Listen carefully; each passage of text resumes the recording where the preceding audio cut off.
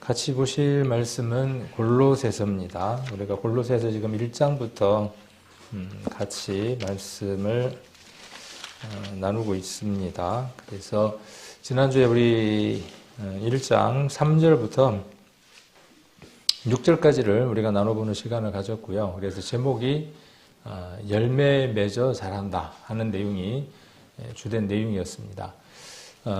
어떤 열매냐 하면 하나님께서 우리 안에 오셔서 생명으로 역사하시는 열매입니다. 그래서 열매 맺어 자란다라는 말은 내적으로 변화가 나타나고 가장 먼저 무엇이냐 하면 내적 생명의 팽창이 먼저 일어납니다. 그 다음 그 결과가 가시적으로 눈으로 볼 수 있는 형태로 나타나는데 그것이 열매를 맺고 자란다 이렇게 표현되어져 있습니다. 그래서 신앙은 멈춰서 있을 수 없습니다. 신앙은 반드시 무엇을 동반하느냐 하면 무엇을 밖으로 드러내느냐 하면 변화, 열매, 자람 이것을 수반합니다. 그리고 오늘 이제 그 7절부터 쭉 같이 이제 나눠보려고 하는데 그 부분에서도 이 자람, 자란다, 열매 이 내용을 다시 한 번 더 반복하는 것을 볼 수 있습니다.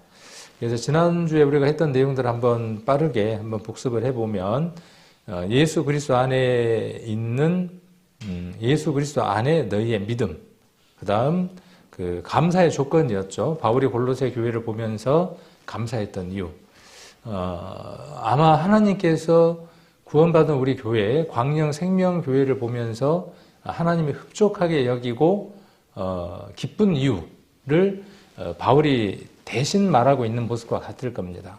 우리 교회가 예수 그리스도 안에 있는 믿음이 있기 때문에 하나님께서 기뻐하시는 거고 또한 우리 교회 안에 있는 우리들이 하나님께 감사를 드릴 수 있겠죠.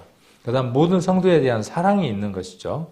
그래서 믿음의 구체적인 표현이 무엇이라고 말씀을 드렸냐 하면 사랑이라고 말씀을 드렸습니다.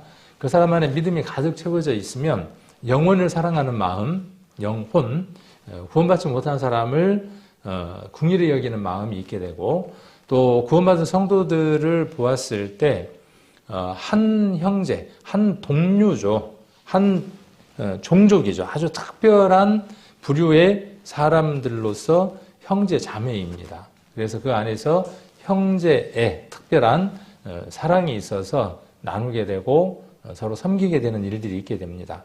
이것을 바울이 전해 들었다라고 이야기를 합니다. 이 들음이라는 말은 뭐냐 하면 자기가 누군가로부터 이렇게 좀 전해 들었음을 얘기를 하고 있는 겁니다. 전제가. 그러니까 우리의 믿음도 전파되는 겁니다. 누군가에게 들려지게 되어 있습니다. 와, 광영 생명교회는 이러이런 성도들이 있는데 그들의 신앙은, 그들의 믿음은, 그들의 사랑은 이런 상태야 라고 우리에게 들려집니다. 다른 사람들에게도 들려지게 되는 겁니다. 그 다음 너희를 위하여 하늘에 쌓아둔 소망이라고 그랬습니다. 그래서 우리가 소망이라고 하는 것은 이 믿음과 사랑과 연관이 있는 것이죠. 그래서 사랑을 어디에다가 소망을 어디에다 우리가 두느냐 하면 하늘에다가 두는 겁니다. 얼만큼 쌓아 두셨습니까? 하늘에다가 소망을 이렇게 쌓아 두셨습니까? 아니면 이 보험으로 아니면은 통장에 적금으로 아니면은 뭐 이 땅에다가 잘 이렇게 파묻어 두었습니까? 우리가 사는 날 동안에 필요한 부분들은 우리가 마땅히 해야 하죠. 또 필요한 준비들을 해야 합니다. 그러나 우리가 잘 아는 것처럼 하나님의 것은 하나님에게 또 가이사의 것은 가이사에게 그런 것처럼 세상을 살아가는 날 동안에 우리에게 필요한 부분들에 대한 것들도 우리가 마땅히 준비하고 활용하고 살아가야 하고 또 하나님에 관한 부분들도 우리가 분명한 소망 가운데에서 쌓아두어야 합니다. 세상 것은 불이 나거나 홍수가 나거나 어떤 재해가 오면 말끔히 사라져버리거나 불타버립니다. 그러나 하나님 나라에 쌓아둔 소망은 사라지지 않습니다. 그래서 이 소망은 어떤 것이냐 하면 우리가 가지고 있는 이 소망처럼 다른 사람에게 믿음과 사랑을 갖게 하는 것. 다른 표현으로 구원받게 하는 것이 우리의 소망을 함께 그곳에 쌓아두는 겁니다. 내 소망만 거기 있는 게 아니라 내 아내나 내 자녀나 내 주변에 있는 그 사랑하는 사람들이 동일한 소망을 함께 그곳에 두고 살아가는 거기 때문에 하나가 아니라 여러 개의 소망들이 쌓여서 살아가는 겁니다. 그래서 이것은 누구를 위한 것이냐 하면 하나님을 위한 것도 아니고 하나님 나라의 보화를 마태복음에 기록되어 있는 대로 좀쓸지 않는 그리고 녹슬지 않는 그곳에 보화를 쌓아두는 그것은 하나님을 위한 것이 아니라는 것이죠. 우리가 신앙생활을 열심히 하는 이것이 뭐 목사님을 위한 것도 아니고 또 구역장을 위한 것도 아니고 교회 누군가를 위한 것이 아니라는 것이죠. 하나님을 위한 것도 절대 아닙니다. 신앙은 누구를 위한 것이냐 하면 나를 위한 것입니다. 나를 위한 것입니다. 그래서 하나님 앞에 섰을 때 너희를 위해서요. 너희를 위해서. 그래서 우리 고린도 교회에서 이야기했던 것처럼 공력이 불로서 시험 맞는 그때가 온다는 것이죠. 그래서 어떤 사람은 나무나 풀이나 짚으로 공력을 세우는 사람이 있을 것이고 금이나 은이나 보석으로 공력을 세우는 사람도 있을 것입니다. 그 공력이 불로 시험을 받을 겁니다. 그래서 어느 사람은 다 타서 부끄러움 가운데 서는 사람도 있을 것이고 타지 않는 것으로. 그래서 여기 하늘에 쌓아둔 소망은 타지 않는 겁니다. 누군가가 빼어서 할 수 없습니다. 세상에 둔 소망은 반드시 썩는 것입니다. 사라지는 것입니다. 그러나 하나님 앞에 둔 소망은 사라지지 않는다는 것. 이 소망이 있는 것이 감사의 조건 가운데에 아주 큰 것이다. 바울이 지금 이렇게 이야기를 하고 있는 거죠. 골로새 교회에는 이 소망이 가득했던 교회다. 저는 감히 자부하건대 우리 교회가 작지만 뭐 그렇게 작은 것도 아닙니다. 또 성도 수가 적지만 그렇게 우리 성도 수가 적은 것도 아닙니다. 그러나 많으냐라고 이야기한다 그러면 뭐 거기에 비해서는 그러나 작고 적은 이 교회 안에 하늘에 쌓아둔 소망만큼은 어떠하냐 하면 분명하고 확실하고 정확하고 온전하고 뭐 여러 수식어를 다 붙일 만큼 퍼펙트하다는 거죠. 이것이 저도 이 교회에서 우리 성도님들과 함께 신앙생활하면서 하나님 앞에 감사드리는 제목 가운데 하나라는 것이죠. 간혹 우리 성도님들하고 교제할 때도 그렇게 이야기를 하는데 내가 이 복음을 어떻게 한 번에 깨달을 수 있었을까? 다른 사람들은 이 교회에 있다가 저 교회에 있다가 그렇게 찾으려고 했는데도 못 찾았는데 나는 한 번에 어떻게 이렇게 이 귀한 진리를 깨닫고 한 번도 뭐 크게 곁길로 나가지 않고 이 교회 안에서 이렇게 성장할 수 있었을까? 잘할 수 있었을까? 내게 있는 이 믿음과 사랑과 소망이 어떻게 이렇게 유지될 수 있었을까? 이런 이야기들을 나누면서 참 감사하다. 누군가가 챙겨주는 사람이 있었겠죠? 누군가가 또 기도해주는 사람이 있었겠죠? 그런 것처럼 이제 우리가 그 일들을 이제 해야 하는 사람들일 겁니다. 이 원인은 무엇 때문이냐 하면 복음 진리의 말씀을 들은 것 때문이다 그 말이에요. 그러니까 복음 그 다음에 진리의 말씀. 복음이라고 하는 것 지난번에 고린도전서 15장 이야기하면서 복음은 이런 것이다. 그래서 앞으로 복음이라는 말이 나오면 자동적으로 고린도전서 15장이 나오고 바울이 이야기했던 성경대로 우리 죄를 위해서 그리스도께서 죽으셨고 장사되었고 성경대로 그리스도께서 부활하셨다고 하는 이 복음의 핵심을 여러분들이 꽉 쥐고 있어야 하고 또 로마서 6장에 나와 있는 대로 침례라고 하는 것. 그리스도와 함께 내가 죽었고 갈라디아서 2장 20절이죠. 그리스도와 함께 내가 죽었고 장사됐고 부활한다는 사실. 이 죽음의 증거가 무엇이라고 말씀을 드렸습니까? 죽음의 증거. 여러분들이 죽었습니다. 여러분들이 죽었어요. 그러면 부고가 갈 거 아닙니까? 안 믿어져요. 정말 사랑하고 정말 소중하게 여겼던 사람의 부고 소식을 들으면 사망의 소식을 들으면 띵 하면서 안 믿어집니다. 믿기지가 않아요. 그 사람의 죽음이 믿기지가 않아요. 그래서 뭘 확인하죠? 가서 뭘 확인합니까? 무덤도 확인하고 그렇죠. 장사 지낸 걸 확인하잖아요. 그 다음 염하는 것도 확인을 하죠. 그렇지만 어때요? 안 믿어지죠. 우리 신앙인들의 삶도 그렇습니다. 우리가 죽은 자여야 하는 거죠. 그 죽음이 선포되어야 하는 거죠. 사람들은 굳이 믿지를 않습니다. 받아들이지를 않습니다. 그것이 무엇으로 드러나야 되느냐 하면 움직이지 않는 실제적인 죽음으로 장사라고 하는 것으로 그래서 시신으로 발견되어지고 흔들어도 깨어나지 않고 어떠한 자극에도 반응하지 않는 장사되었다고 하는 증거가 분명히 있어야 하는 것이죠. 그런데 옆에서 조금만 건드려도 그냥 훅 올라오고 제게도 그런 게 많습니다. 여전히. 그건 아직 세상 말로 뭐냐 하면 조금 덜 죽은 거죠. 간이 좀 덜 이렇게 처진 거예요. 숨이 덜 죽어서 김장 같으면 숨이 덜 죽어서 살아서 지금 밭으로 가려고 하는 것이죠. 그것이 우리 신앙 가운데의 여정 가운데 있는 것이죠. 그 모든 것들을 다 성경 안에서 여러 가지 것들로 표현하고 있는 것이죠. 그래서 가나안 땅으로 가는 과정들, 정복하는 과정들, 그렇지만 정복하지 못하고 남겨놓은 그 일부의 부족들로 말미암아 고통스러워하는 이스라엘의 민족들, 그 모든 것들이 무엇에 대한 그림자들이냐 하면 우리로 하여금 그리스도와 함께 침례 가운데 있는 그 바울이 이야기한 복음이라고 하는 그것을 위해서 성경이 기록되어 있고 그리스도께서 우리를 구원하신 이유도 그것 때문이라는 것이죠. 자, 그 다음 부활의 그리스도께서 살아나신 것에 대한 증거는 뭡니까? 그리스도가 살아나셨어요. 답을 아까 이야기해드렸는데 그리스도가 살아나신 것의 증거는 뭐냐 하면 무덤이 열린 것이죠. 부활하신 것이죠. 다른 어떤 이전의 생명에서 새로운 생명으로 드러나신 것이죠. 우리 그리스도인들도 마찬가지입니다. 우리가 새로운 생명 안에서 살아갈 때 세상 사람들은 무엇을 보게 되느냐 하면 우리 안에 있는 새 생명을 보게 되고 부활을 보게 됩니다. 사무엘이 그랬던 것처럼 예수님이 그랬던 것처럼 키가 자라고 성장함에 따라서 수식어가 그렇게 되어 있습니다. 하나님과 사람들에게 사랑을 받더라. 이렇게 기록되어 있죠. 사랑스러워 가더라, 사랑을 받더라. 이렇게 되어 있습니다. 그래서 그리스도인들은 하나님에게만 사랑받는 존재가 아니라 누구에게도냐 하면 사람들에게도 사랑스럽고 기쁨을 주는 존재들입니다. 그러니까 그리스도인이 빛 가운데 살아가면 분명히 무엇으로 드러나느냐 하면 주위를 어두움을 물러내는 일을 하게 됩니다. 그것으로 말미암는 핍박은 우리 마태복음에 나와 있는 것처럼 복 있는 겁니다. 근데 그것 아닌 핍박들이 우리 안에 많이 있죠.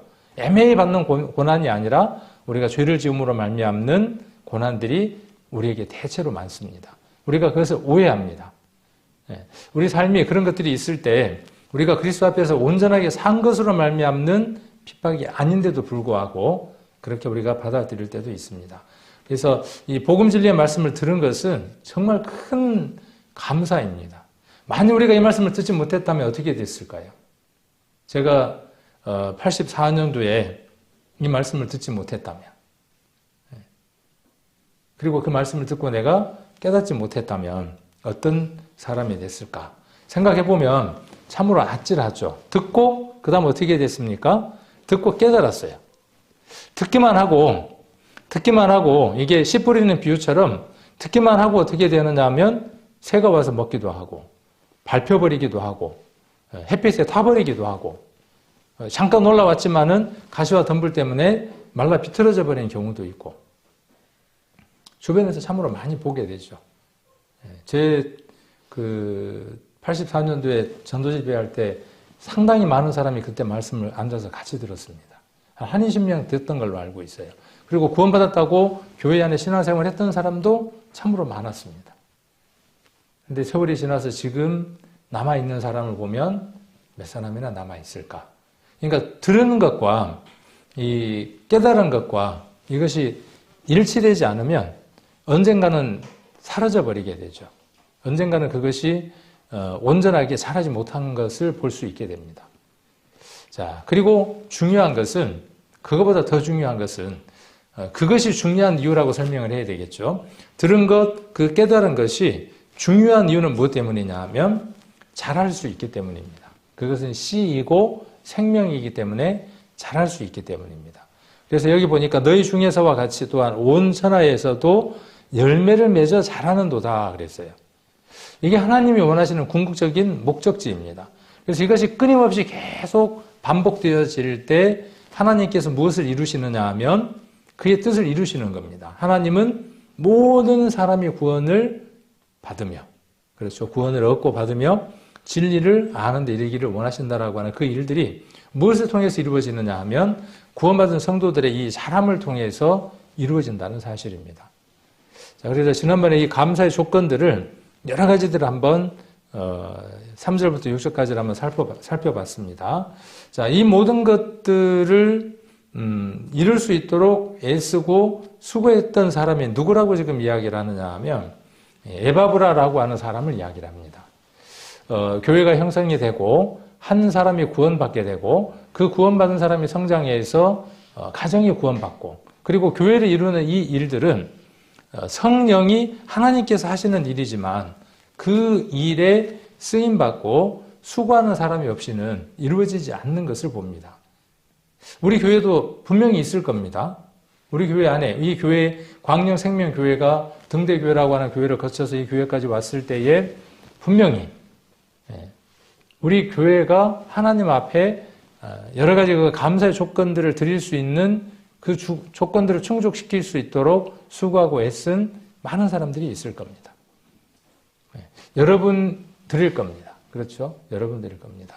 어떤 분은 앞에서 드러나게 일하는 사람도 있을 것이고 그럴 겁니다. 분명히. 그러나 어느 사람은 있는 듯 없는 듯 가방만 들고 왔다 갔다 했던 사람도 분명히 있을 겁니다. 그러나 어느 면을 보면 그 끊이지 않는 변함없는 그 작은 일들, 그리스도 안에서 가장 작은 그 일들, 가방을 들고 있는 듯 없는 듯 그러나 조금씩 변화가 나타나는 그런 분들을 통해서 어쩌면은 교회가 더 든든해져 가고 어떤 일들이 이루어졌을 수도 있을 겁니다. 그래서 교회 안에는 귀중하지 않는 사람이 없습니다. 그러니까 역할을 크게 하는 사람도 소중하고 또 작지만 그 역할이 미미하다고 해서 쓸모없는 사람이 아니라 모두가 다 필요한 겁니다. 그래서 여기 에바브라라고 하는 사람에 대해서 이야기를 하고 있는데 이 에바브라라고 하는 말은 뭐 귀여운, 사랑스러운 또 뭐 매력적인 이런 뜻을 가진 이름입니다. 이 이름들이 참 재밌어요. 성경에 나와 있는 이름들이 이 사연들하고 상관없는 이름들이 없습니다. 다 상관이 있죠. 예수님이 그런 것처럼 하나님이라고 하는 이름이 그런 것처럼 다 이름들이 그 사연과 이름들이 다 연관되어 있습니다. 그래서 매력적인 사람이에요. 여러분들은 어떤 사람입니까? 여러분은 여러분 공동체 속에서 어떤 사람입니까? 에바브라입니까? 아니면 가까이 하기에는 먼 그런 당신입니까? 좀 매력적이어야 되겠죠. 매력적인 사람. 누군가가 나를 이렇게 기억해 줄 수 있는 사람, 또 나를 이렇게 떠올리면 뭔가 웃음 지을 수 있는 사람. 그런 사람이 되어지려면 무엇이 필요하냐면요. 희생과 봉사와 자기 손해가 없으면 매력적인 사람이 될 수 없습니다. 어느 공동체 안에서든. 저도 이제 그 월요일은 이렇게 이제 학교를 가서 배우잖아요. 그러면 많은 사람들하고 이렇게 만남을 갖습니다. 거기에 가면 매력적인 사람이 있어요. 제가 이야기하는 이 매력이라는 건 저희 집사람을 봤을 때 느끼는 그 매력이 아니고 지금도 저는 우리 집사람을 보면 매력을 느낍니다. 안 그런가요? 저기서 고개를 막 흔드시는데 아니라고? 어떻게 아시고 아니라고 제 마음을 어떻게 아시고 저는 진심입니다. 저는 지금도 제 얼굴이 약간 붉어졌잖아요. 매력적이에요. 근데 그런 매력 말고 그곳에 가면 정말 이렇게 그 모든 분위기나 이런 것들을 부드럽고 그다음 또 그 어떤 일들이 잘 이루어질 수 있도록 분위기를 만들어가는 사람들이 있어요. 그분들을 보면 밥도 잘 사는 사람이고 밥도 잘 사는 사람이에요. 그리고 이번에 이제 뭐 그 지난주 월요일 날은 야외로 이제 MT를 갔는데 그 이렇게 파트를 나눠 갖고 게임 같은 걸 하는데 그 사람이 호명돼 갖고 앞으로 나가면 와 그러고 막 난리가 나요. 한 그 150명, 200명 모였는데 그 팀에 누구 이름을 딱 부르면 와 해요. 그런데 어떤 사람 이름이 불렸는데 그 막 조용해. 그건 뭐냐면 그 사람이 어떤 관계나 또 여러 가지 일들에 있어서 매력적이라는 사람이거든요. 매력적이다 그런 뜻이거든요. 교회 안에서도 매력적인 사람이 있어요. 분명히 매력적인 사람이 있습니다. 그 사람은 어떤 사람이냐 하면 분명히 헌신하는 사람이고 또 요즘 그 전문 용어로 뭐냐 하면 공감 수치가 아주 뛰어난 사람이고 그렇죠. 그런 사람들입니다. 초대 교회 안에도 그렇고 이 장로라고 하는 단어가 나옵니다. 장로라는 단어가 나오고 또 장로라고 하는 그 단어를 가지고 한 교단의 명칭으로 쓰는 곳도 있죠. 교리를 가지고 교회 이름을 붙이는 곳은 많아요. 뭐 감리교, 그 다음에 뭐 성결교, 침례교 이런 거 뭐냐 하면 어떤 교리를 가지고 교회 명칭을 붙였단 말이에요. 그런데 장로교는 뭐냐 하면 그 교회 안에 직분을 갖고 명칭을 붙였어요. 그만큼 장로라고 하는 것을 소중하게 생각을 하는 거죠. 병폐도 많죠. 근데 성경 속에서 장로는 여러분들은 무엇으로 그리고 있습니까? 무엇으로? 아까 제가 이야기한 대로 매력적인 사람이에요, 장로는. 교회 안에 장로는 어떤 사람이냐면요. 밥 잘 사주는 사람이에요. 근데 실제로 장로교회 같은 경우는 실제로 그렇습니다. 실제로 그래요. 돈 잘 쓰는 사람이에요. 우리 교회 안에도 장로가 있어야죠. 제가 이렇게 이야기하니까 앞으로 우리 교회 안에 장로 뽑을란갑다 또 이렇게 이제 오해하시는데 그런 어떤 직분으로서 어떤 그 명칭으로서가 아니라 그 역할을 하는 사람이 교회 안에 있어야 된다 그 말이에요. 그 사역을 하는 목회라는 사람 그 어떤 직분으로서 그 일하는 사람도 있지만 또 때로는 그 직임을 갖고 있지 않지만 그 역할을 하는 사람이 교회 안에 또 있습니다. 제가 지금 직임으로서 목사를 갖고 있지만 우리 교회 안에 전만큼의 어떤 역할을 가지고 일을 하는 분들이 또 있습니다. 여러 사람들이. 그래서 교회는 원활하게 돌아갑니다. 그런 분들이 많을수록 교회는 아주 잘 굴러갑니다. 교회 안에 장로가 많아야 됩니다. 장로가. 집사도 많아야 되고 장로도 많아야 돼요. 그래서 매력적인 사람이 많아야 돼요. 그러니까 제가 지금 이야기하는 건 성에 상관이 없는 거죠. 남성이든 여성에 상관이 없는 겁니다. 그래서 뭐 그 장로교 같은 경우는 여자 장로를 뭐 여자 장로라고 안 하고 어느 곳에서는 권사라고 이렇게 붙였더라고요. 처음에 권사가 뭔지 그랬어요. 저는 권사라는 뜻이 뭘까요? 그 위로하는 사람이라는 뜻이에요. 그 바나바가 권위자였죠. 거기에서 차용한 것 같아요. 그러니까 참 좋은 뜻이죠. 좋은 뜻인데 그들은 뭘로 쓰느냐 하면 그것을 어떤 계급처럼 어떤 지위처럼 그렇게 생각하는 거죠. 근데 우리는 그런 거 필요 없다 그러면서 내가 교회 안에서 그런 역할들을 밀어내려고 하는 부분들이 있죠. 그래서 우리는 교회 속에서 내가 정말 집사의 직분이 지금 말하는 직분은 보여지는 것, 그러나 성경 속에서 말하는 그 집사의 직분, 권사의 직분, 장로의 직분, 아니면은 목자, 목회자, 목사였던 그런 직임들을 수행할 수 있는 그런 마음들로 그렇게 교회가 움직여진다면 교회는 풍성해지는 겁니다. 이게 우리 교회의 처음의 교회 모습이었어요. 근데 점점 교회 안에 어떤 보여지는 직분들이 생기면서 그 일은 누구의 일로 한정 짓느냐 하면 그 일은 당신이 해야 되는 일로 한정 짓는 거죠. 그러니까 교회가 어려워져 가는 겁니다.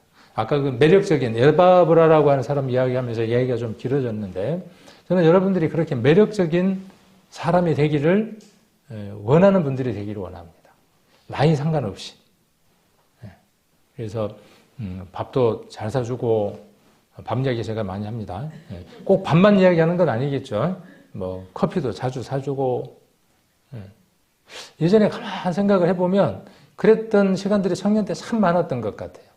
청년 모임 때도 보면 모임을 끝나고 이렇게 집에 갈 때 보면 집에 바로 가든가요? 같은 방향으로 가던 사람들이 포장마차가 제가 이야기하는 포장마차는 그 술집 말고 보면 뭐 원묵도 있고 어딩도 있고 조금 추워지는 계절이 되면은 거기 이렇게 둘러앉아갖고 붕어빵도 먹고 어묵에 그 국물도 먹고 그러면서 표절했던 그런 기억들이 나거든요. 그 자리에 꼭 어떤 사람이 있냐 하면 먼저 주머니를 여는 사람들이 있어요.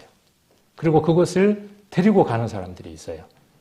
그곳에서 이런저런 얘기들도 하지만 그곳에서 무엇이 이루어지느냐 하면 교제가 이루어지고 그 교제를 통해서 도전을 받죠. 내가 신앙을 이렇게 해야 하는 것이구나 하는 도전을 받죠. 그걸 이제 누가 해야 될 나이들이냐 하면 이제 우리가 해야 될 나이들입니다. 그래서 교회 안에 젊은 사람들 보면 이렇게 왜 그렇게 해? 우리 때는 안 그랬는데 이렇게 꼰대가 아니고 좀 잘할 수 있어. 실수도 할 수 있어. 한번 해봐. 해봐. 뭐든지 한번 해봐. 그리고 기회를 줄 수 있는. 그리고 지켜보는 게 아니고 함께 해주는. 지켜보는 거하고 함께 하는 거하고는 다른 겁니다. 이것이 뭐냐 하면 진정한 그 장로, 어른들의 모습이 아닌가 하는 생각을 해봅니다. 오늘 이 자리에 온 모든 분들이 이 메시지가 여러분의 메시지가 돼서 매력적인 사람들이 되시고 장로가 되셨으면 좋겠어요. 그래서 밥도 잘 사고 또 많은 그 교제를 만들어낼 수 있는 그런 여러분들이 되시기를 원합니다. 그래서 여기 함께 된 종이라고 이야기를 했고 우리와 같이 골로새서 1장 7절입니다. 7절, 8절 같이 한번 읽겠습니다. 이와 같이 우리와 함께 종된 사랑하는 에바브라에게 너희가 배웠나니 그는 너희를 위하여 그리스도의 신실한 일꾼이요 성령 안에서 너희 사랑을 우리에게 고한 자니라. 그러니까 너희가 어떻게 신앙생활하고 있었는가 모든 것들을 누가 바울에게 전해주었냐 하면 에바브라라고 하는 사람이 전해줬다. 이렇게 지금 이야기를 합니다. 그러니까 아마 에바브라하고 바울은 대면했던 적이 있었던 거죠. 그래서 골로새 교회의 어떤 일들을 바울이 전해들은 겁니다. 그리고 이 골로새 교회는 어떻게 해서 복음이 굳건해지고 그 교회 안에 믿음과 사랑과 소망 그리고 열매가 자라게 됐느냐 하면 여기 누구 때문이라고 이야기하느냐 하면 에바브라라고 하는 사람 때문에 그랬다라고 바울이 이야기를 합니다. 그리고 그 일을 누구를 대신해서 했더라고 이야기를 하느냐 하면 여기 너희를 위하여라고 7절 후반절에 돼 있죠. 그는 너희를 위하여라고 돼 있는 부분을 이렇게 바꿔 적을 수도 있어요. 어떻게 바꿔 적을 수 있냐 하면 우리를 대신하여라고 바꿀 수 있습니다. 그래서 지금 다른 번역들 공동 번역이나 다른 번역들을 보면 뭐라고 돼 있냐 하면 바울이 그곳에 가서 골로새 교회에 가서 그 일들을 해야 함에도 불구하고 그 일들이 여의치 않아서 못했는데 그 일들을 누구 대신 했다는 거죠? 바울 대신. 그가 에바브라가 대신했다. 지금 이렇게 이야기를 하는 겁니다. 그러니까 바울은 에바브라가 심었던 그 복음, 에바브라가 이 골로새 교회 안에 했던 그 모든 일들에 대해서 인준해주고 있고 참으로 잘한 일이라고 말하고 있는 것을 볼 수 있죠. 그래서 함께 종됐다고 이야기를 하고 있고 너희를 위하여라고 이야기를 하고 있고 신실한 일꾼이라고 이렇게 이야기를 하고 있습니다. 이런 사람 한 사람이 교회를 든든하게 만들어가는 겁니다. 우리 교회도 그랬죠. 우리 교회도 몇 명의 성도들이 어느 지역에 있으면서 그 교회에게 복음을 전하고 그 복음이 더 든든해져 가게 하고 그 안에서 믿음과 사랑과 소망이 굳건해져 가게 하고 구원받는 사람들이 들어오게 하고 자라게 하고 그렇게 해서 가정교회가 이 지역의 한 교회가 될 수 있도록 수고하고 애썼던 사람들이 분명히 있습니다. 이제 우리가 여기에서 머물러 있는 것이 아니라 그 때의 사랑, 그때 했던 일들이 우리 안에서 이루어질 수 있도록 우리에게서 멈춰버리는 게 아니라 우리 안에서 이것이 열릴 수 있도록 더 흘러갈 수 있도록 우리가 방법을 찾고 수고하고 애쓰는 그 일들을 해야 한다는 거죠. 어려운 일이 아니라는 겁니다. 어렵고 힘든 일이 아니라 가장 지극히 적은 것. 지극히 적은 자에게 물 한 그릇 주는 그 일. 어려운 일 아니잖아요. 주변에 있는 사람들이 물 한 그릇 달라고 그러는데 그 생수 한 그릇 주는 거 그건 못하는 일이냐 그 말이죠. 우리 교회 안에 지극히 적은 일은 무엇이냐 하면 성도가 모이는 그 일들이 지극히 적은 일입니다. 어떻게 보면 큰 일이 아니라. 근데 오늘날 교회가 모이는 것이 진짜 큰 일이 됐어요. 왜 이렇게 큰 일이 됐는지 모르겠습니다. 요한계시록 주일날 배웠던 것처럼 우상에게 경배하고 그 손에나 이마에 표를 받는 그 일들 가운데에 지금 많은 사람들이 앞장서고 있다는 사실이에요. 그 환란 시기에 들어있지는 않지만 어떤 표 가운데 살아가느냐 하면 나는 하나님을 섬기고 사는 것보다는 지금 세상 것을 쫓아서 삽니다라고 하는 표를 갖고 살아가는 그리스도인들이 의외로 많다는 것이죠. 그 7 교회 가운데 어떤 교회가 있었습니까? 살았다 하는 이름은 가졌지만 죽은 자들이 있었죠. 나중에 한번 7교회 찾아보십시오.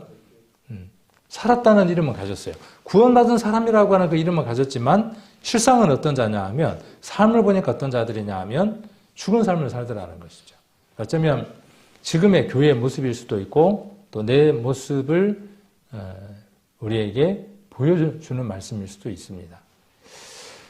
그래서 에바브라라고 하는 사람이 그렇게 신실하게 교회를 위해서 헌신하고 그 일들을 했기 때문에 골로새 교회가 형성이 됐고, 자, 여기 보면 색깔을 제가 바꿨습니다. 배웠다 그랬어요. 배웠다. 교회는 어떻게 해서 교회가 형성되는가를 이 말씀을 통해서 우리가 알 수 있습니다.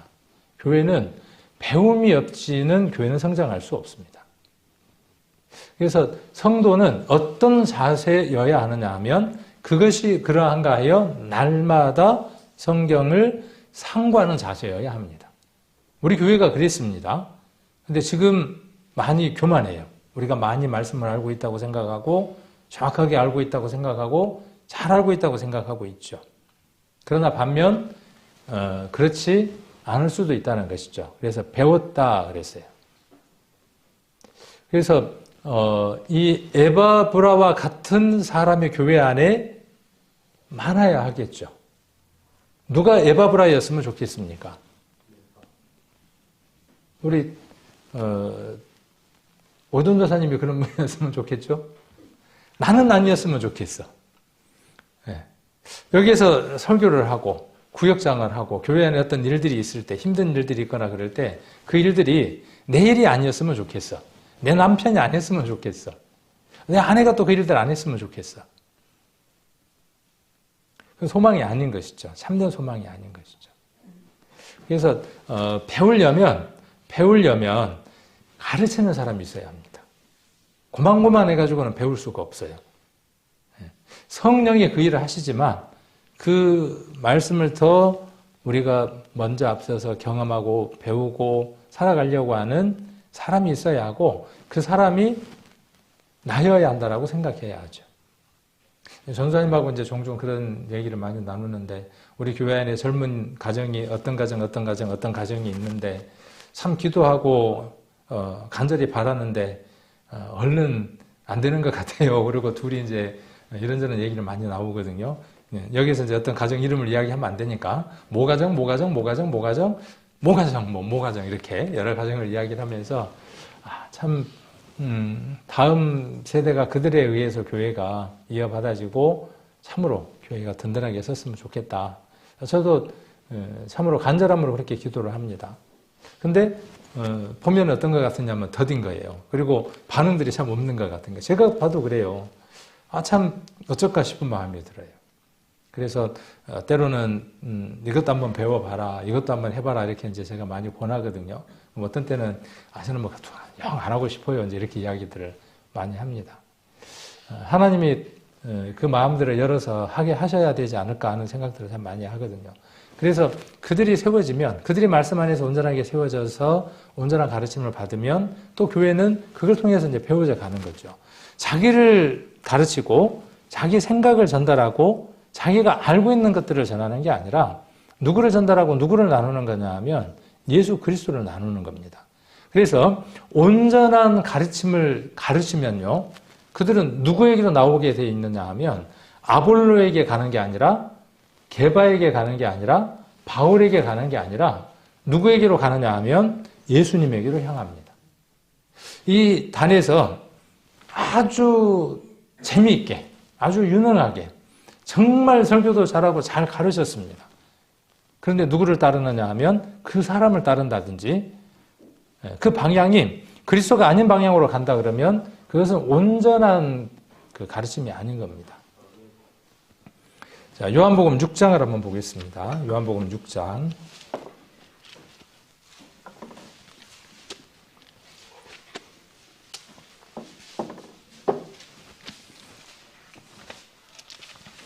요한복음 6장 45절입니다.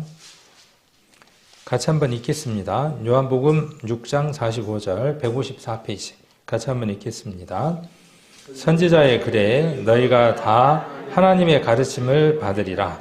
기록되었은즉 아버지께 듣고 배운 사람마다 내게로 나오느니라. 자, 아버지께 들어요. 오늘 제가 이렇게 그 스피커로 도구가 돼서 전달을 하지만 이것은 누구로부터 듣는 것이냐 하면 아버지께로 듣는 겁니다. 그리고 아버지께로부터 말한 것이어야 돼요. 자, 그렇게 듣고 배운 사람은 반드시 어디로 가게 돼 있느냐 하면 제게로 오는 게 아니에요. 그 스피커가 좋더라 이렇게 했는데요. 그렇죠. 우리 음악을 들을 때 비싼 스피커는 뭐 몇천만 원 하는 것도 있습니다. 옛날에 제가 서울에 살 때 보니까 자기 집을 팔고 전셋집으로 이사 가면서 스피커를 바꾸더라고. 스피커 한 개에 그 당시 몇천만 원이에요. 집 한 채 값이에요. 그래서 음악을 탁 틀어주는데, 진짜 좋더라고요. 우리 집에 와서 음악을 듣는데 깡통 소리 같아. 근데 어쨌든 음악이야. 똑같은 소리예요. 똑같은 소리.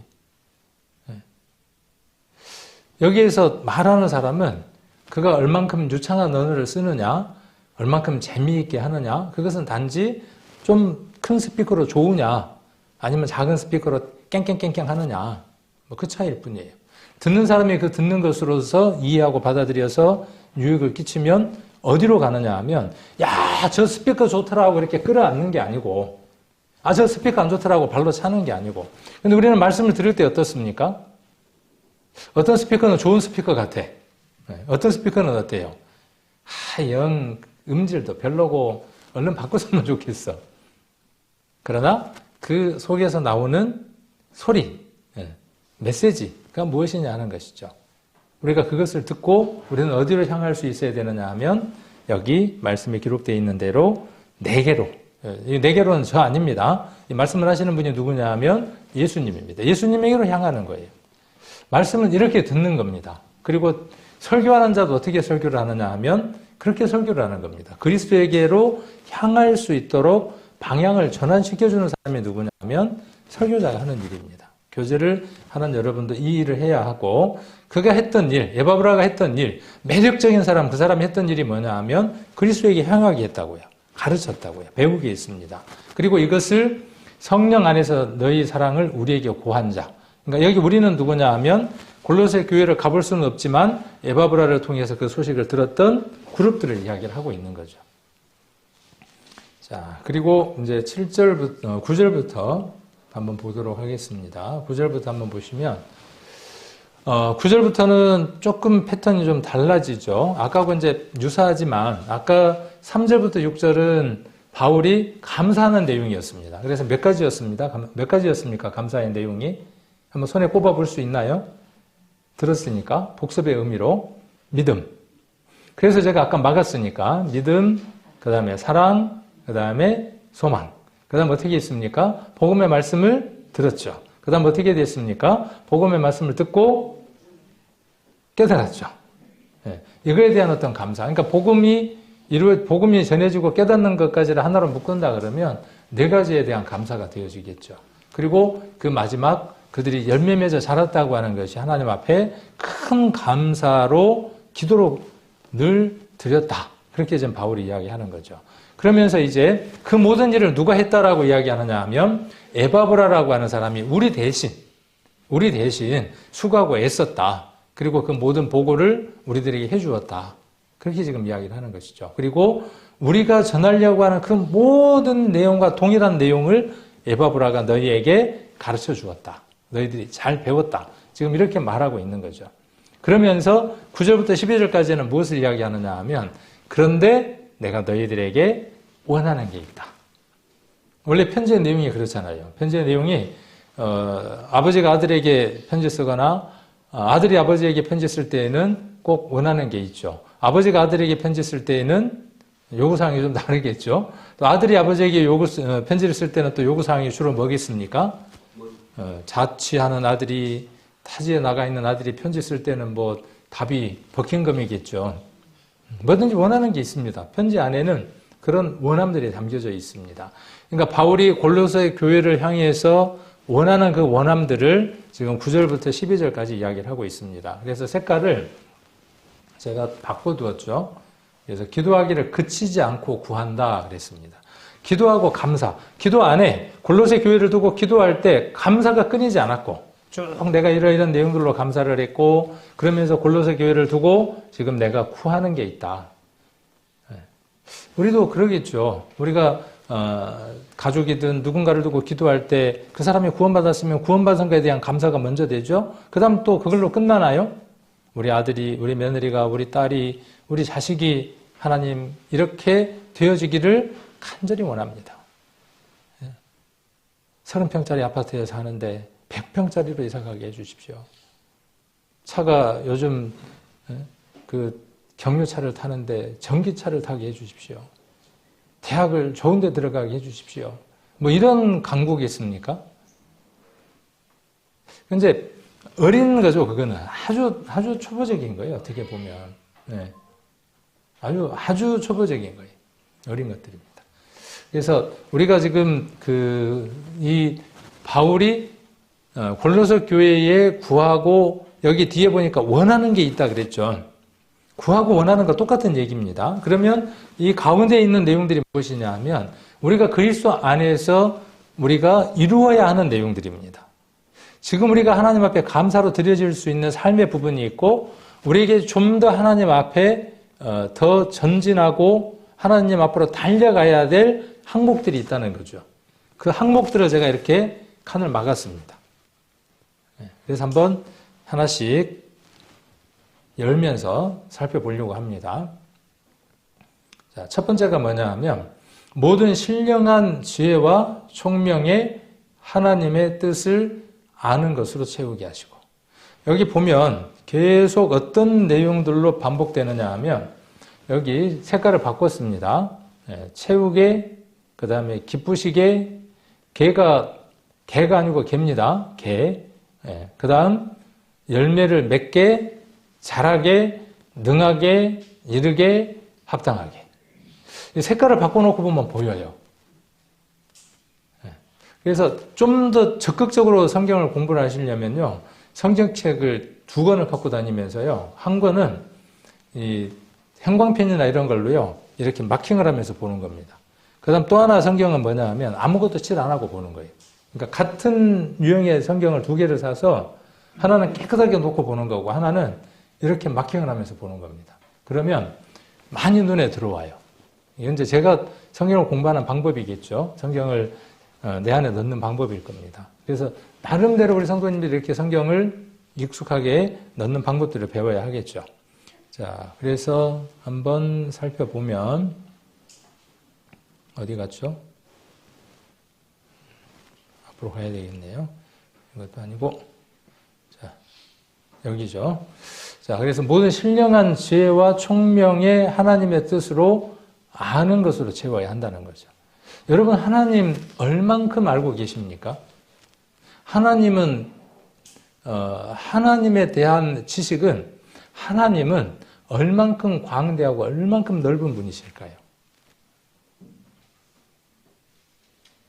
자, 하나님이 창조하신 우주가 얼마나 광활하고 얼마나 넓습니까? 우리 인간들은 계산도 못합니다. 뭐 몇억 광년, 몇 조 광년을 가도 끝이 없다고 이야기를 하죠. 그것을 하나님은 위에서 내려다보고 계시는 분이죠. 그가 만드신 모든 것들도 우리가 이해하고 못하고 살아가는데 그분을 우리가 이해하고 안다는 것은 참으로 어려운 일이겠죠. 그러니까 그만둬야 되는 일일까요? 그렇지 않습니다. 하나님께서 계시하셨어요. 계시라는 말은 뭐냐 하면 열어서 보여주셨어요. 비밀스럽게 뭘 말씀하신 게 아니고 하나님은 자기 자신을 열어서 보여주셨는데 계시하셨는데 어디에다가 열어서 보여주셨냐 하면 66권의 성경 속에다가 자기 자신을 하나님 자신을 어떤 분인가 하는 것을 이곳에다가 담아 놓으셨어요. 하나님을 알려고 하는데 자꾸 어디를 쳐다보느냐 하면 저기 먼 데를 쳐다보는 하나님을 알려고 그래. 그리고 자기 마음 가운데서 하나님은 어떤 분일까? 노래를 불러. 내님은 누구일까? 어떻게 생겼을까? 그러고 노래를 불러요. 100번 노래 불러봐야 알 길이 없어요. 그래서 여기 보니까 신령한 지혜와 총명의 하나님의 뜻이라고 되어져 있죠. 그래서 이 성경은 이렇게 이해를 해야 합니다. 신령하다 그러니까 꼭 뭘 생각하냐 하면 옛날에 전설의 고향 생각하는 거예요. 신령하다 그러니까 뭔가 좀 그 신비적인 그런 부분을 생각한단 말입니다. 그렇지 않습니다. 신령이라는 것은 뭐냐 하면 신령과 진정으로 예배한다 그랬죠. 근데 그 신령을 뭘로 번역해야 맞다고요? 영으로. 성령으로, 영으로 이렇게 번역해야 된다고요. 그러니까 여기 신령도 뭘로 이해를 해야 된다고요? 그런 오해가 없도록 여러분들이 어떻게 이해해야 된다고요? 영으로. 또 성령으로, 말씀으로 이렇게 이해하시면 됩니다. 그래서 말씀 속에 지혜와 총명이 있어요. 그리고 그것이 누구를 알게 하느냐 하면 하나님을 알게 해요. 전부 다 알 수는 없지만 하나님이 열어서 보여주시는 것만큼 우리가 하나님을 볼 수 있어요. 보니까 하나님이 얼마나 그 성경을 공부하는 게 어려우냐 하면, 지금 제가 2년 공부하고 3년 공부하고 해도 하나님 다 알 수가 없어요. 근데 한 부분만 공부하는 거예요. 한 부분만. 예를 들면 마태복음, 요한복음 한 부분만 몇 년을 공부를 해도 끝이 없어요. 근데 성경 전체는 어떻게 있습니까? 그런데 그렇게 어려우니까 어떻게 하냐면 뒤로 나자빠져서 아무것도 안 하는 거예요.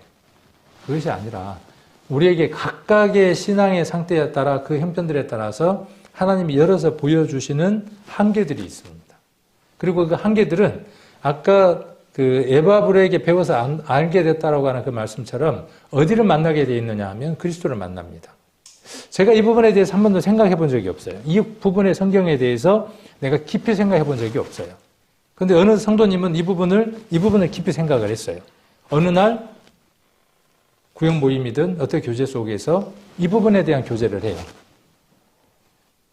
여기 신령한 지혜와 총명으로 그 뜻을 알게 되어졌으면 듣고 맞아. 그 말씀은 그렇게 봐야 맞아. 근데 이 성령으로 인한 것이 아니면 영과 말씀으로 깨달아진 것이 아니면 뭔가 좀 그리고 듣는 분들 표정이 틀려. 예를 들어서 제가 이제 말씀 어떤 것들을 깨달았습니다. 같이 이렇게 교제를 나눕니다. 영으로 하나가 안 되어지면 교제를 나누다 보면 이래요. 그러면 고집해야 될까요? 근데 고집해서 교회가 많은 문제가 됐죠. 네. 어느 날 그것이 온전하게 마음에 들어오게 되고 깨닫게 되면 서로 통해요. 네. 그래서 모든 신령한 지혜와 총명의 하나님의 뜻을 아는 것이 중요한 것이죠. 그러면 구원은 무엇을 위한 것이냐 하면 이렇게 알아갈 수 있게 하는 첫 관문이 무엇이냐 하면 생명을 얻는 것으로 시작을 하는 겁니다. 그러니까 아까 감사의 조건 가운데 첫 번째 해당하는 것이죠. 그리고 그 후에 무엇이 필요한 거예요? 자람이 필요한 겁니다. 교회를 왜 계속 나와야 할까요? 구원받았음에도 불구하고. 구원받았는데 왜 성경을 계속 봐야 할까요? 왜요? 이 자람이 있기 때문에 그래요. 자람. 그래서 아는 것으로 채워야 하기 때문에 그렇습니다. 채운다는 건 끊임이 없는 것이죠. 계속 채우는 겁니다. 얼만큼 채우면 다 채워지는 것이 아니라 주님을 온전하게 만나는 그날까지 채우는 겁니다. 자, 그리고 주께 합당히 행하여 범사에 기쁘시게 하고. 자, 주께 합당히 행하여라는 말은 우리가 격언이 있죠, 격언. 뭐 아침에 일찍 일어나는 새가 피곤하다. 뭐 이런 격언이 있잖아요. 그런 격언 모르시나요? 아침에 일찍 일어나는 새가 피곤하다 그런가요? 근데 그런 것처럼 우리가 익히 아는 말들이 있어요. 우리가 통용리에서 쓰는 익히 쓰는 말들이 있는 것처럼 초대 교회 안에 우리가 이렇게 일상적으로 아는 말처럼 통용되어지는 말처럼 썼던 말들이 많은데 그게 어떤 거냐 하면 우리가 갈라디아서 3장 26절, 27절, 28절도 그렇습니다. 그래서 침례문이라고 하는 것도 있잖아요. 우리가 그리스도와 합하여 세례를 받았으면 그리스도로 옷 입은 자다라고 하는 그것도 초대교회 안에 통용돼서 쓰는 일상적인 말이었어요. 그래서 침례를 받고 올라오면 물속에 들어갈 때는 그 옷을 자기 옷을 입고 들어가는데 침례를 받고 올라올 때에는 다른 옷을 입혀줘요. 그러면서 그 성경 구절을 읽습니다. 그렇게 그 시대에 통용됐던 그 성경들이 있는 것처럼 여기에 주께 합당히 행하여라는 이 단어도 그렇게 통용되었던 단어입니다. 그래서 여러 곳에서 우리가 볼 수 있는데 에베소서 4장을 한번 보겠습니다.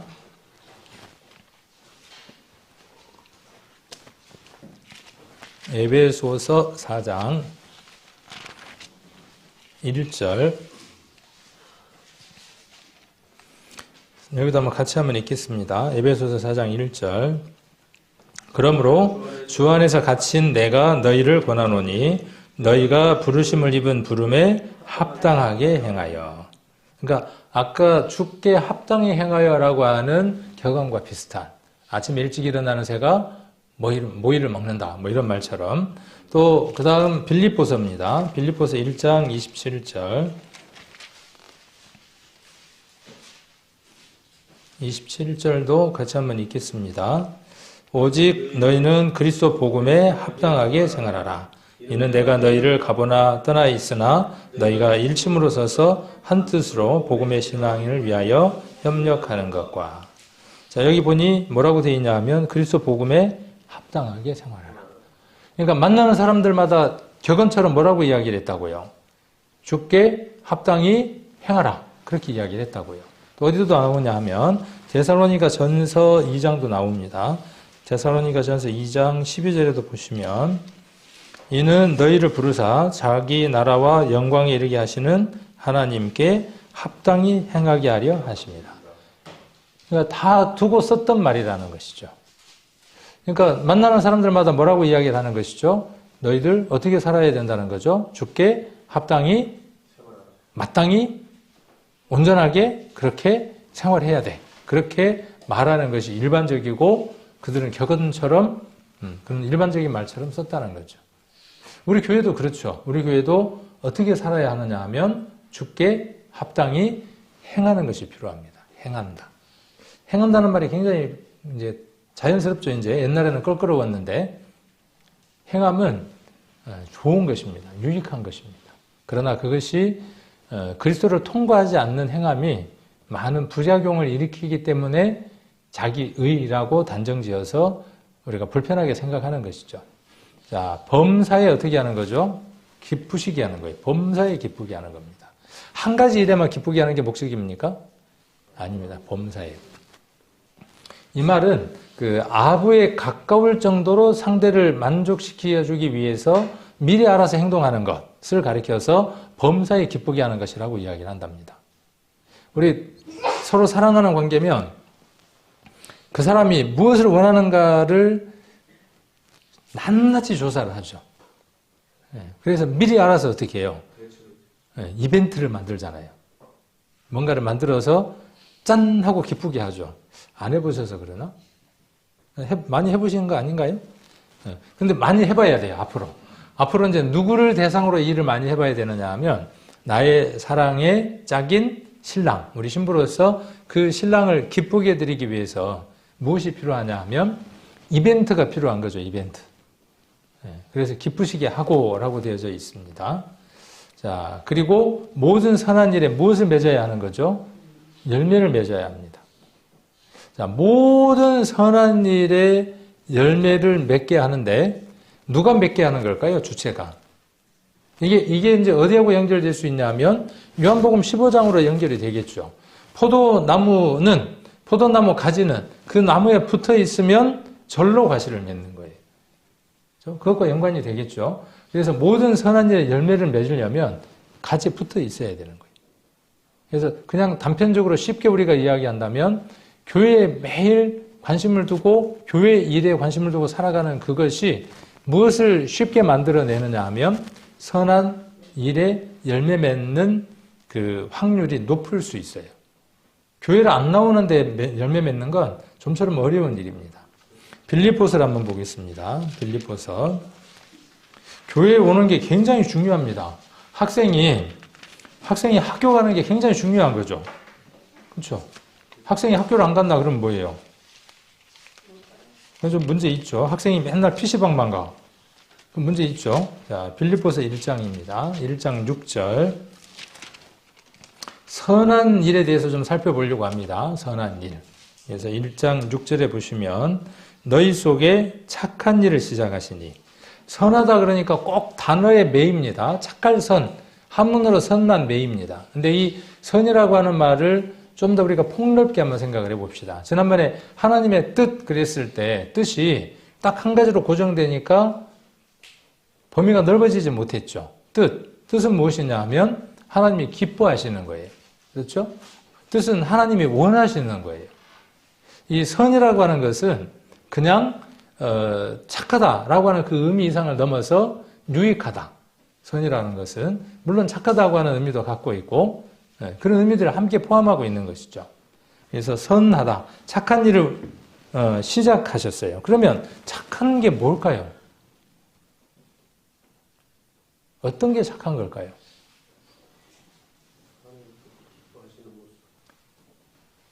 사물이 그 쓰임새를 회복하는 게 선한 겁니다. 그러니까 이게 선한 거예요. 사람은 그 쓰임새가 본디 원래 쓰임새로 돌아가야 사람은 선한 겁니다.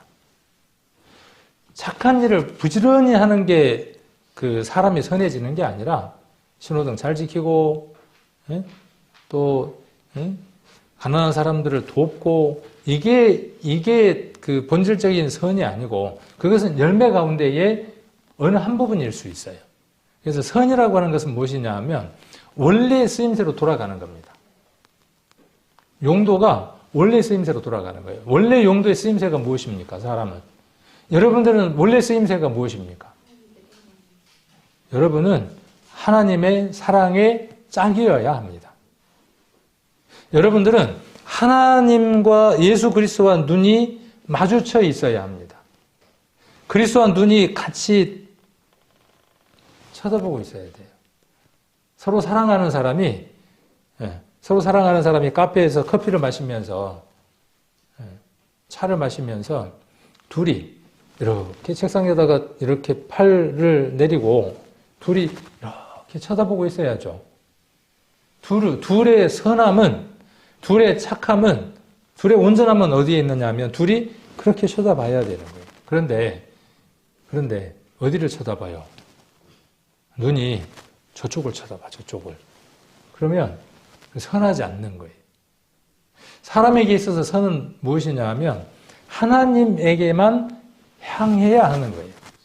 그것이 선한 거예요.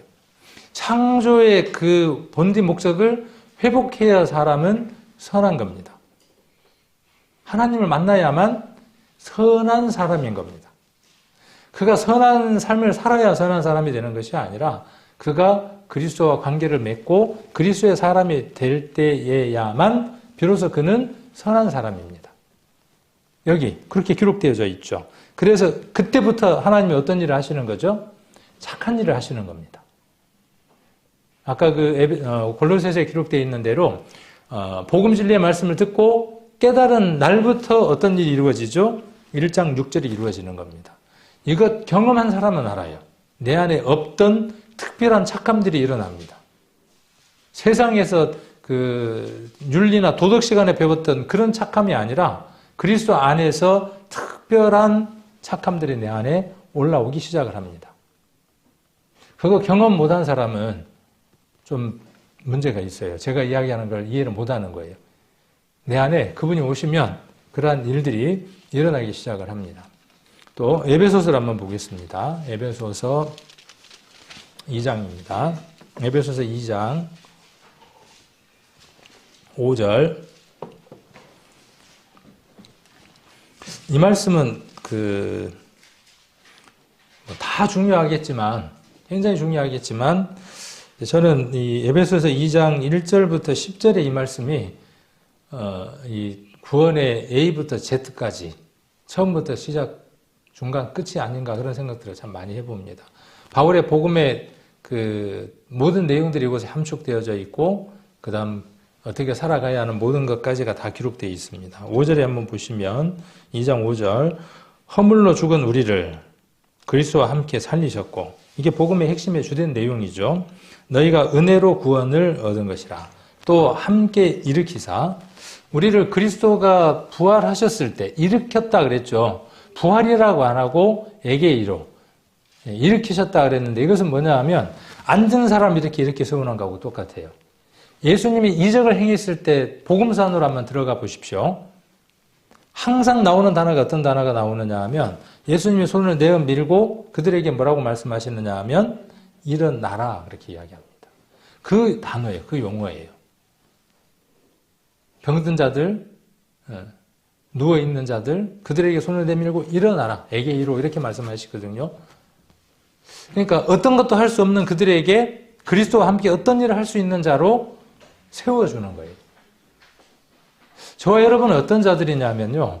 부활의 의미만 있는 게 아니에요. 그러니까 여기 부활했다. 그렇게 이야기를 하지 않고 함께 일으키사라고 이야기를 하고 있다고요. 그러니까 일으키사라고 하는 이 내용은 사복음서 안에 있는 그 모든 내용들과 연결되어지는 겁니다.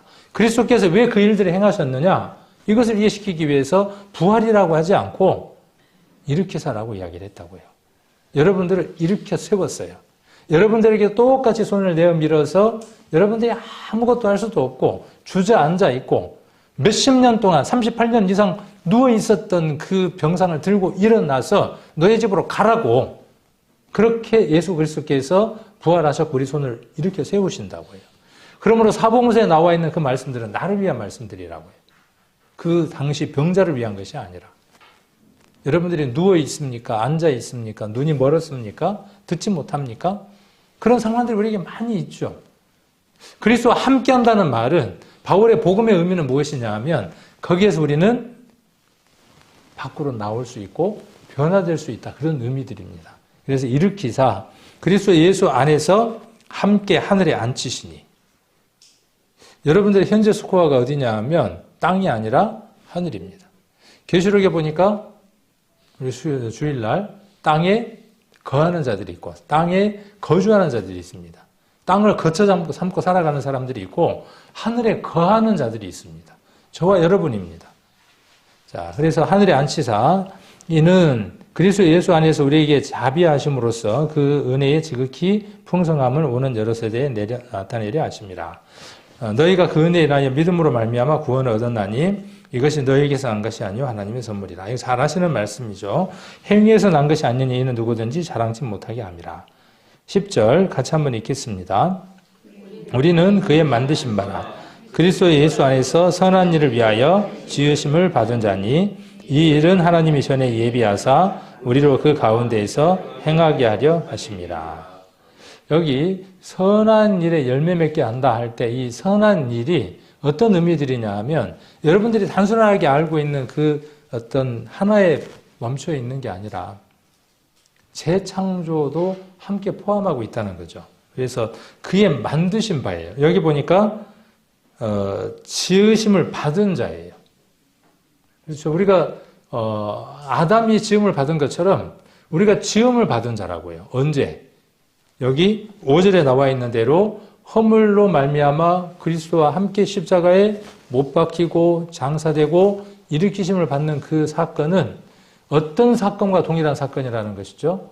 아담이 창조되는 그 사건과 동일한 사건이라는 거예요. 아담이 무엇을 위해서 창조되어졌느냐 하면 하나님의 사랑의 짝으로 하나님의 일을 함께 공유하는 자로 그렇게 창조되어진 것처럼 하나님의 일을 할 수 있는 자로 창조되어진 것처럼 이제 우리를 그리스도 안에서 하나님의 선한 일을 하도록 하나님 우리를 그렇게 지으셨다고요. 창조하셨다고요. 그래서 저와 여러분은 새롭게 된 피조물이에요. 새롭게 창조된 자들입니다. 그래서 이 일은 하나님이 전에 예비하사 우리로 그 가운데에서 여기 이전에 우리가 구원에 관해서 막형을 많이 했다. 행만편으로 표현을 많이 했다. 그러면 앞으로는 어디에 눈을 많이 갈 필요가 있느냐 하면 그것으로 말미암는 결과들, 행함이라는 곳에 우리가 조금 관심을 가져볼 필요가 있어요. 저와 여러분은 반드시 무엇을 만들어내는 자들이냐 하면 이 행함을 만들어내는 자들입니다. 그래서 이 선함이라고 하는 부분에 대한 말씀들을 우리가 좀 더 이렇게 관심 있게 볼 필요가 있습니다. 그래서 오늘은 이 모든 선한 일에 열매 맺게 한다 하는 부분까지 한번 살펴보고 다음에 이제 연관해서 나머지 부분들도 또 함께 이렇게 말씀들을 살펴보도록 하겠습니다. 성경 말씀은 평행이 되어져서 괴가 같은 그 짝이 되어져서 모든 말씀들을 이을 수 있습니다. 연결시킬 수 있습니다. 그래서 그 말씀들이 더 우리를 풍성하게 하고 많은 것들을 발견하게 합니다. 그래서 여러분들도 말씀을 읽을 때 여러분들이 읽었던 말씀들을 따로 떨어뜨려 놓지 말고 이렇게 그 말씀과 연관해서 읽을 수 있도록 성경을 보시면 많이 풍성해집니다. 이렇게 준비를 하셔서 구역 모임에 가시고 이렇게 준비해서 가정 예배를 드리시고 이렇게 준비해서 많은 사람들을 만나면 여러분들은 어떤 사람이 되느냐 하면 매력 덩어리가 됩니다. 그래서 여러분 매력 있는 삶을 살아가시기를 원합니다.